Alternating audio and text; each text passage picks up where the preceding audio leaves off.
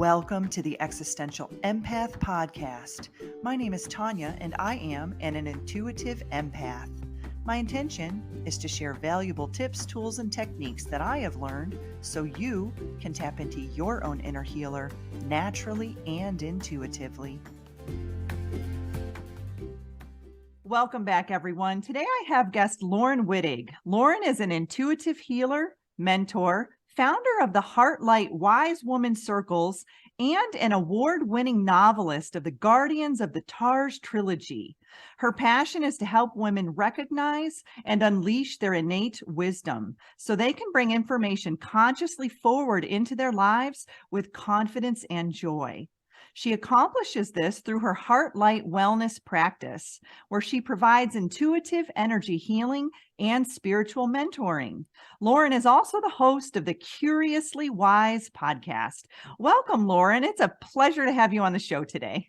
Thank you, Tanya, so much for having me. I love doing this. I love talking about this juicy stuff. I do too. And so you and I are going to talk about some juicy stuff. Heal your stories, transform your life, remembering your innate wisdom within. And so, Laurin, I'm noticing a theme this week, and that theme is stories. And the guest I had on yesterday, we ended up talking about stories as well. And so, the stories that we tell ourselves and others, and how those directly impact how we feel about ourselves and how our lives are playing out. And so, Laurin, why are the stories that we tell ourselves and others so important to our healing work? Well, this has been something really part of my journey because I put myself in a victim mode most of my life. But those were just the stories I was telling myself about the situation. And I had a lot of fears, a lot of lack of confidence, a lot of people pleasing because of the stories I was telling about those relationships or the situation.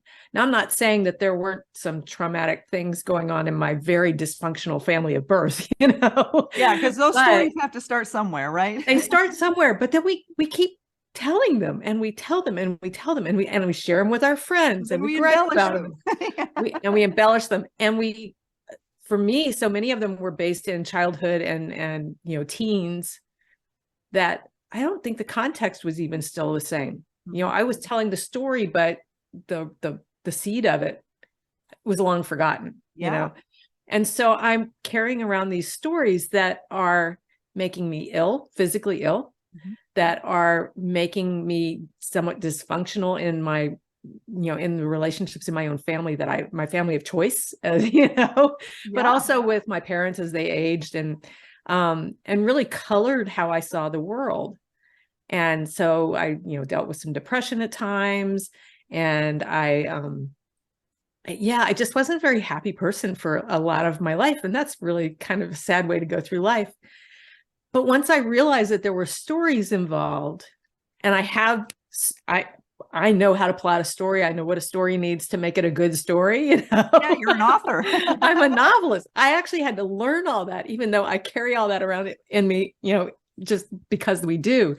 But once I realized that, I could change the story. I can revise the story. I can let go of the story.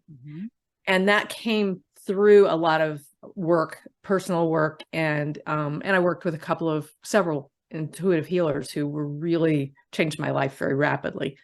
And what I learned is that if we can bring those stories that we're telling ourselves, which we usually don't even realize we're telling ourselves. Yeah, they're subconscious sometimes. They're subconscious. We've lived with them so long, they've become beliefs. And habits. And habits and expectations about, you meet somebody new and all these old stories are going on that are coloring how you expect to interact with that person. Once you can bring them up and look at them consciously, which usually requires some help. A good journal is great for it, but I'm an advocate of working with somebody who can go, that's just a story you're telling yourself. And you're like, oh, I guess it is. Well, where did that story begin? And why are you holding on to that story? Laurin, why do we hold on to our stories? I'm sure there's a variety of reasons why we hold on to them. I know for me, and for most of my clients where we do this kind of work, the stories actually served us in the beginning. Like I said, I grew up in a very dysfunctional family. Anybody who's heard me talk knows my dad was an alcoholic. My mom was a narcissist. And there was a lot of trauma. Oh yeah. And there was a lot of trauma in their families, previous generations and stuff. So there was a lot of crap going on in there. And for me, the safest thing to do was not be seen. Mm-hmm. So that kept me small. It kept me from claiming the things I was really good at. It kept me from building confidence around being really good at things because I would get gaslit about it. Yeah. So there was a good reason for me to create this story that, some relationships are not safe because they weren't. But as I grew up, I'm no longer a child. I'm no longer dependent on my parents to take care of me. I'm no longer dependent on them to be in their good graces. I have built a great life. I have a beautiful family, all of these things that wasn't serving me anymore, but it was still affecting me physically. Yeah. And that's what I find is really interesting is that we hold on to these things. And if we don't deal with them, they become toxic. I mean, they may have been useful, but they become toxic. And if we don't figure out that that is the source of our physical problems, we can go to all the doctors we want to. It's not going to resolve. We might get some pain relief, but you're not going to get rid of it. Yeah, because we've created momentum behind those stories. And I know oftentimes, it sounds like in your story, you were creating protection around yourself a bit. And I'm recognizing that with a lot of my clients who come to me for weight loss. Yes. And that's a story, right? So let's talk about that because we create that protective layer around ourselves when we're young, because you obviously, having an alcoholic father and a narcissistic, mother. It was fun times. You created this beautiful, energetic cushion of energy around you. And then in the physical body, it can manifest, not saying it did in your situation, but it can manifest as weight, as, putting that layer around us. So let's talk about some of the ways that our stories can affect us physically. Yeah. Well, I have experienced the weight issue, not in extreme cases, but in towards the end of my mother's life, I was really stressed out and very actively protecting myself from her. Dementia and narcissism, not a good combo. Oh gosh. You don't remember her narcissism. So I put on a lot of weight. I was going through menopause and that stuff too. There's a lot of stress, but I put on a lot of weight, but I was also consciously energetically at that point, protecting myself from her. Now, the other thing that I did, so weight is one, and then that's a very common one, especially for women, I think more than men. Yeah. Yeah. And it's like, we got to protect ourselves from the world, and we physically create that boundary. But also for me, a lot of mine were around fear. A lot of my issues were around fear, and fear will often manifest as allergies. Oh, interesting. Yes. And so I had horrendous allergies my whole life. Mm-hmm. And they got worse as I got older. Eventually I went and got the tests for shots from an allergist. And I went into anaphylaxis in the doctor's office while I was getting tested. Now, anaphylaxis is a body-wide reaction, right? Mm-hmm. Ended up in the ICU overnight. And I was like, okay, we got to find something else. This is not working. And that's when I learned from an intuitive healer that my belief system was that I had to be afraid of everything. Yeah, you were in that fight, flight, or freeze response. Exactly. But that's all of that. My stories told me that I had to be afraid of everything. I had to always be on guard. I had to be careful. What do allergies do? They keep you from going out in the world. Yeah. They keep you with some reason why you can't do this, or you can't go there, or you can't interact in this way. Mm-hmm. And working with an intuitive healer, I got rid of my allergies in one session, but she had to bring that belief up, which was all my stories. Uh-huh. And help me clear that, help me understand it first, and then help me let go of it. and give me some tools to follow up. Because every now and then I get a little itchy nose and I go, okay, what's going on here? Yeah, I do that too. It's like, okay, what's going on in my body? What is the belief system behind this? What is the emotion behind this? And I start muscle testing. I'm like, where am I at? So I get my pendulum out. That's my which is very similar. It's all tuning into the subconscious. Exactly. Exactly. So yeah, there's a lot of ways physically that we protect ourselves. I see so many women with knee issues. And, knees are about flexibility and about being able to stand up for yourself and move forward in the world. And that's so, there's so many women that I see, and I have a little bit of that, and I haven't figured out that story yet, but it was pretty severe, knee replacements and all this stuff in their, 50s. And that's just crazy because there's a story there. There's something that could have been done sooner to let go of it, but now you haven't let go of the story, but you've replaced the knee. So now where's it going to go? Yeah. And looking at from the masculine and feminine energy too, the right side of the body is the masculine energy and the left side is the feminine. So you ask yourself, well, which side do I have a knee problem on? Is it my masculine energy? Am I being a little too aggressive or assertive or domineering or taking too much action? Or is it my feminine side? Am I not receiving? Am I not allowing? Am I not letting things flow in? So it's kind of funny. It's just this layered effect when we're working in the energetic and emotional bodies, right? Yeah. And one of the interesting things about stories that I learned years ago is that we are actually, our brains are wired to learn from stories. And I'm sure that comes from, evolution. We sat around the fire and told stories, and that's how we learned things, and that's how we remembered history. I have, the Scottish background. And so the bards were responsible for memorizing the history of the clan or the history of the country, or, and that comes out in stories and songs in all kinds of ways. But so we were wired to receive things by stories because it helps us remember. If we can tell a story about something, we're more likely to remember than if it's 6 numbers in a row and that aren't really attached to something. Yeah. And that kind of anchors us into the past when it doesn't allow us to live in that now moment, which is really, that's what we talked about yesterday on my show, is just there, the past is the past and the future is what we create in this now moment. And, letting go of the stories allows us to create what will eventually happen in the future. Right. You can actually rewrite the story. You can let it go completely, or you can rewrite it. And that's where I think perspective comes in, because a lot of times for me, and I speak a lot from my personal experience because that's the most visceral experience I have of this stuff, but I see it with my clients too. But we're so wrapped up in those stories that we are telling ourselves, and our ego is supporting them to keep us safe, and if you can find a little space, you just create a little space between the story and you now hear this person you are in this moment, you can often say, yeah, that doesn't serve me. Or, and what I like to do is go, it did serve, usually it did serve you at some point. That's why you created the story, but it's not serving me now. And so I can say, thank you. I'm grateful to you. Thank you for helping me, maneuver through the world, but it's time to let you go. And literally you can release this stuff that quickly, but you got to get the distance from it. So that's, go ahead. Oftentimes those stories are created from a child's perspective too, right? And here we are in our 20s, 30s, 40s, 50s, and 60s, living out these lovely stories that we created when we were like 5, Exactly.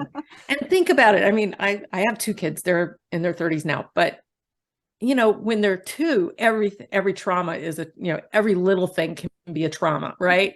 When they're 5, the first day of school might instill some story in their head about school, and then they carry that forward with them. You look back at it as an adult and you go, well, that was a silly thing to get upset about. And yet you've been carrying it around your whole life. But unconsciously, right? Yeah, absolutely. Our subconscious is really powerful, and it's subconscious. So it's hard to get a handle on things. So let's dive into that, Laurin. How do we uncover or reveal those hidden stories that could be causing us pain and suffering and things that we just don't need to be dealing with anymore, because it's something that maybe we've been carrying since early childhood. Yeah. Yeah. And it takes some bravery, I'm going to say, to do that, some courage, because it means digging into things that we don't want to see. That's why they're in the subconscious. We want to leave them out there where we don't have to deal with them anymore. You know? Put them in a file. Put them in a file, put it in the drawer, close the drawer, lock it up, leave it there, you know? But there's a few things. For me, I often and almost always suggest journaling. That's how I got my start in figuring out what was going on with me when I was in my 20s. And I tend to journal a lot when things aren't going well and not much when things are. You know, so it's usually including me. It's a technique, and it works for many people. Yes. Right. And journaling is a word that triggers some people, but it's just getting shit out of your head and onto the page. You know? It's moving energy is what it's moving energy. And Julia Cameron wrote a book called The Artist's Way. And in the writing community, when I was first starting out a lot of years ago, it was a big thing, because it was about how do you recover from some of the writer's block kinds of things, that sort of thing. But she has something that she suggests you do every day. And that is you handwrite 3 pages first thing in the morning, and you just let it fall out of your head. And if you get stuck, you just write, I don't know what to write. I don't know what to write. I don't know what to write, until something comes up and it gets that shit out of your head. I hope it's okay to use that word. No, that's good. It's in the morning too, when you wake up, you're in that theta state, and you're just in those brainwave states that are in tune with the subconscious. So it's good to do that first thing in the morning, or even right before bed. Yeah. She calls them morning pages, because she suggests you do them first thing in the morning. And I did that for a while. And it's just the thing that because I got sort of analytical about it at one point, which is not my normal mode, but it's like, why is journaling so powerful? And what I realized is that it physically creates a space between you and that story. You've taken it out of your body and you've put it on the page. So now you've got some choices about it. You can read it over and over and wallow in it. I don't suggest you do that. Continue to read your story. Yes. Just let's reinforce that story some more. Or you can literally practice rewriting the story.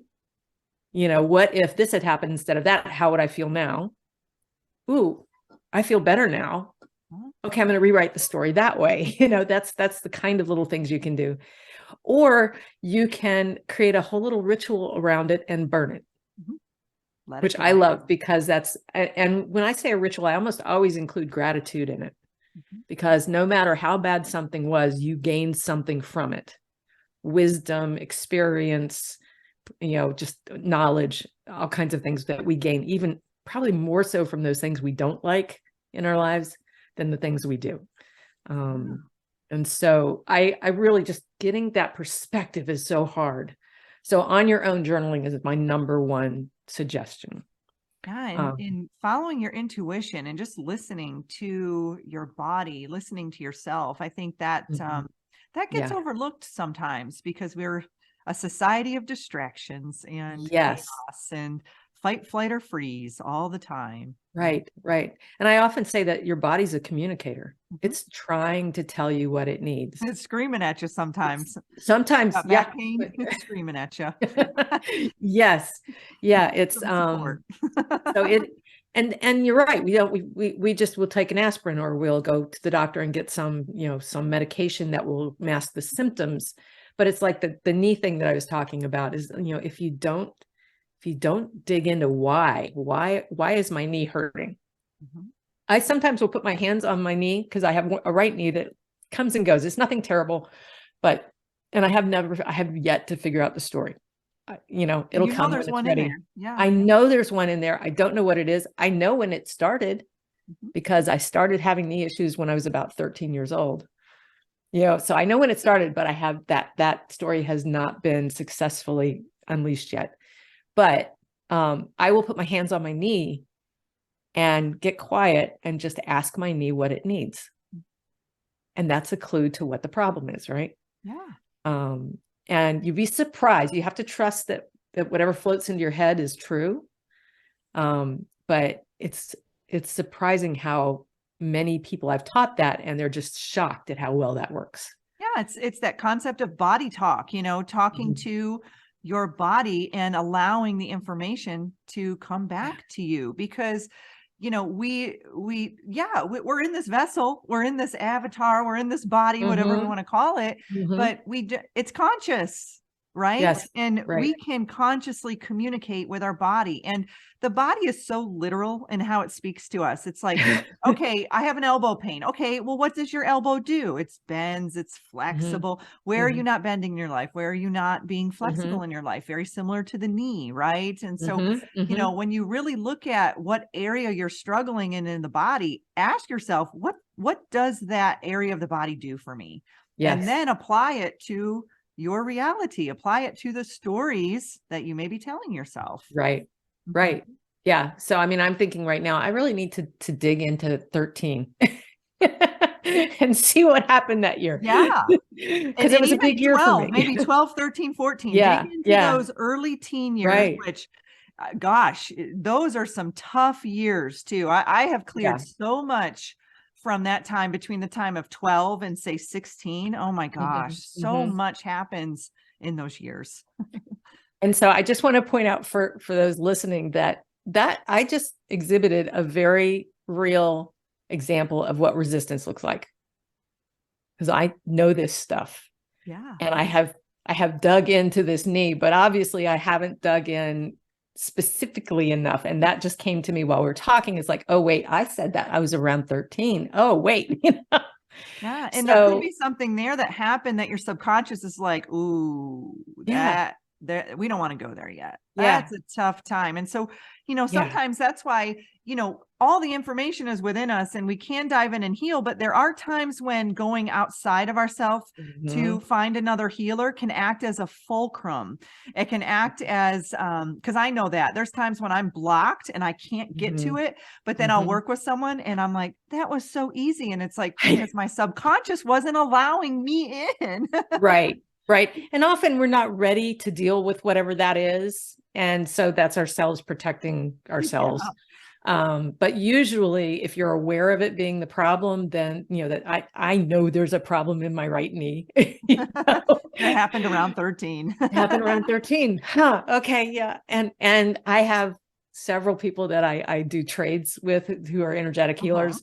And so, yeah, it's like, I've asked them about it in the past, but I don't think I was ready for it, whatever it is. Yeah. And just talking about it right now, I know there's some forgiveness in there that needs to happen. That's funny. So there you go. Ho'oponopono. I just did a show on the Hawaiian practice of forgiveness and looking in the mirror and tapping and forgiving ourselves. And, so it's funny how it comes up through these things. I'll be doing a podcast like this and then I get off of it and I'm like, why am I crying? I must have healed something, with that person. And I moved things through because it's all energy, right? It's all energy. And all of the wisdom and knowledge is within us. We just have to, number one, remember that we have this knowledge within us and then figure out how to access it, right? So let's dive into this, Laurin, because, you work with people on how to access the innate wisdom within. And so, how do we access our wisdom? And because our subconscious is, like you said, it's huge, it's vast, it's infinite. There's a lot of information in there. Oh yeah. And we're also connected to, our higher self and all that stuff. And that's even more wisdom and more information. And I'm not sure I have a specific tool so much as, for me, meditation opened the door. I had to get quiet. Yeah. And I get up in the middle of the night sometimes and my brain is going, you got to do this in the morning. You got to do that. So getting quiet in my head is not an easy thing to do. And I think that's true of most of us. Yes. But so for me, meditation opened the door because it did allow me to get quiet and it allowed me to do a couple of things. It allowed me to really connect with my spirit guides, which is one of my passions.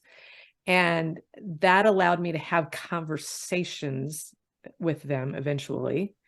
And that allowed me to get perspective and to see that, what I was planning on doing is really, really good. I discern that well. My wisdom around that issue and how I need to approach it is appropriate. You begin to get validation for it. Yeah. And I know for me, when I feel I feel it like goosebumps in my body. I do too. Yes. I'll have a download of information and then boom, goosebumps or teary eyed or just this elation will come over me. And I'm like, that's truth. Because if it's not truth, it doesn't feel that way. It feels weird in my solar plexus, maybe in my stomach, or it doesn't sit right in my heart. And I'm like, that's not it. I'm not feeling that. But your body will tell you when something resonates as truth. And we just, like we talked about earlier, we have to listen to it. We have to tune into our body. Yeah. I love that you get goosebumps. I get them so much. One of my clients dubbed them the truth bumps. I love that. I get them all the time. I can tell when there's an energy by me too, because I work a lot with earthbound spirits and I'm like, hey, how you doing? Who's here? I can feel you on my right side, So I think when you learn your clairs, clairvoyance, clairsentience, clairaudience, you learn to tune in to your intuition, and you can tap into that innate wisdom and knowledge. I call it the cosmic internet because it's all out there. We just have to, you're like, okay, I want to go search for information in ancient Egypt, okay, maybe I want to go learn about my past lives. Okay. Tune into that. It's all the information is out there. It's just creating a connection with it and receiving the information and trusting it when you do receive it. That's huge. For me, that was one of the things is like, did I just make that up? And that's where I love things like pendulums or muscle testing, because I would, and I still do it. I get grief from my guides because they're like, you can trust that. It's like, I always get that too. Muscle testing is just validation. You don't have to rely on it. I'm like, okay. I'll get my pendulum out. Did I just get that right? They're like, you did. they're up in your head like, and that's really just us. It's just us telling us. It's hilarious. I walk around laughing at myself all the time. So I'm talking to myself all the time. I'm like, the people that are in the 3D reality are probably looking at me like, who is this? Oh, well, I'm receiving a download. It is what it is. Right. Yeah, exactly. I love it. It's so weird and wonderful and has just improved my life so much since I've connected to all of that. It's been a gift. I love that. So you help people unleash that information to come through. And so do you recognize a difference between women's wisdom and men's wisdom? Is there a difference between that? I don't work with a lot of men, not by choice. That's just the way it goes. And I think men are a lot less introspective in general. I know some men that are very introspective, but so they are more, I don't know, they don't seem to have a problem trusting what they believe and think. They're confident. Confidence.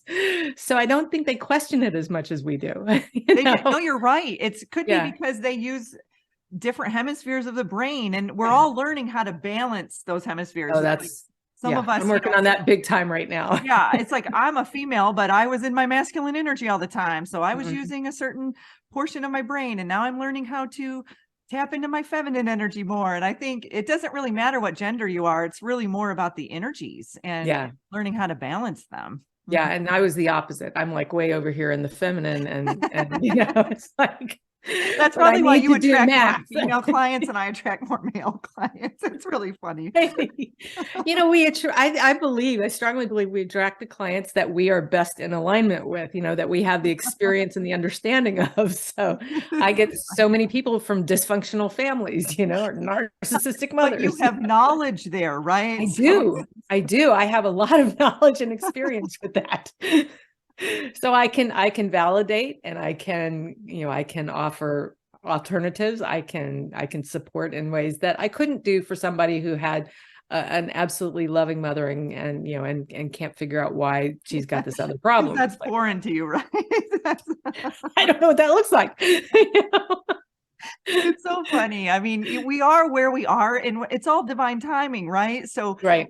I don't know if you recognize this, but you might be struggling with something in your life, and then boom, you have a client appear that's struggling with the same thing, and somehow you miraculously work it out together. And I see this happen a lot with my clients. It's funny because it's just the universe's way of saying, hey, you're in alignment with this, and whether you like it or not, you're going to work through it together. And so it's just really funny how that happens. Is funny. It is funny. The Wise Women group I ran before the pandemic shut us down, I was going through the end of my mom's life at that point when I started that. And I had a lot of stuff that I needed to talk about. And so I would come up with a theme, for the meeting, and I would throw it out there, and I would, cry my way through it or whatever. And every time there were 4 or 5 people out of like 15 who would come up to me afterward and go, that was exactly what I needed today. So we kind of attract this, and they weren't, we wasn't the same 15 people every time that showed up. So it was, we attract that which we have a resonance with.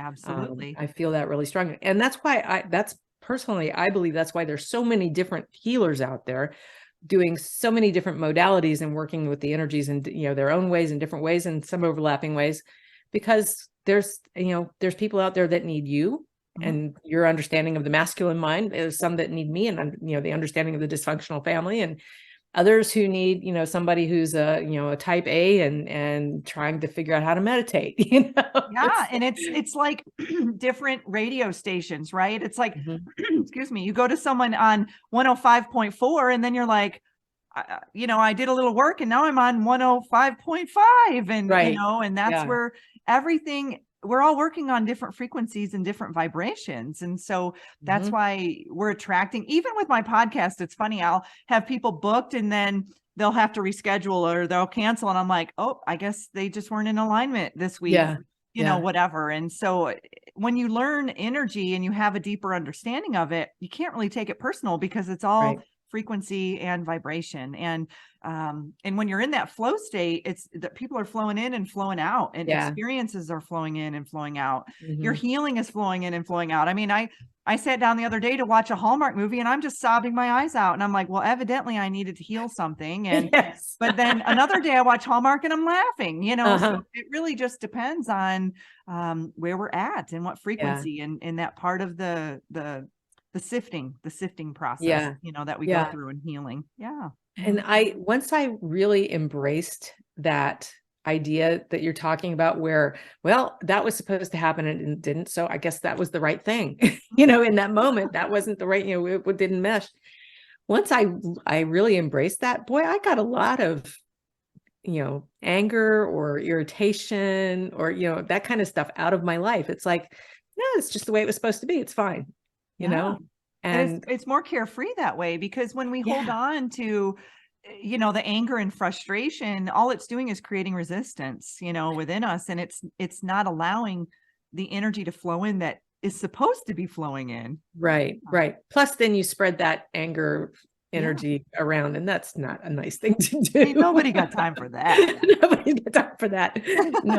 No, this energy right here, this is fun to spread around. This is fun energy. We're laughing about dysfunctional families. We're laughing about the way we grew up, but these are stories, and we can transcend these. We can transform these to make, our lives better. And so, I think the moral of this whole thing is to let go of the stories that aren't serving us anymore. And we have the choice to create our new reality, right? Through our new stories that we share and that we tell. And my story right now is that I am an extremely prosperous and influential podcaster that is influencing millions of people all over the world in the comfort of my own home. That's what I added at the end, because I don't want to travel around and do it. I want to sit here in the comfort of my own home and inspire people. And so that's my current story that I am telling myself and telling the world right now.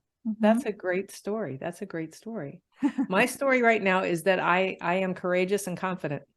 That's the story I'm writing right now. That's your Scottish background right there. That's my Scottish background.